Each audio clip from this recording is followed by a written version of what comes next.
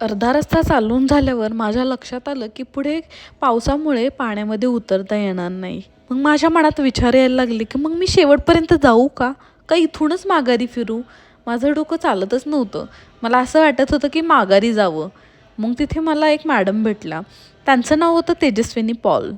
त्यांनी मला सांगितलं की त्यांचं ऑपरेशन झालेले आणि ट्रेक केल्यानंतर 15 दिवस त्यांना खूप त्रास होतो.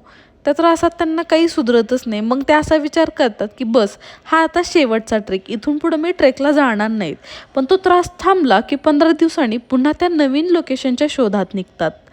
घरी जाऊन घरची जबाबदारी असते, लहान मुलं आहेत त्यांना. त्यांना ट्रेकला येणं म्हणजेच आराम वाटतो. हे ऐकून मला माझी स्वतःचीच लाज वाटली की आता मी फालतू कारणामुळं हा ट्रेक कॅन्सल करत होते किंवा माघारी फिरत होते. उद्या काही कारणामुळं मला यायलाच जमलं नाही तर, किंवा जमलं पण मला चालायलाच जमलं नाही तर, ह्या एका मुमेंटमुळं मला जाग आली आणि मी ठरवलं आता कोणत्याही गोष्टीची सुरुवात करेल आणि त्याचा शेवट नक्की करेल. कारण उद्या मला हा मौका परत मिळणार नाही.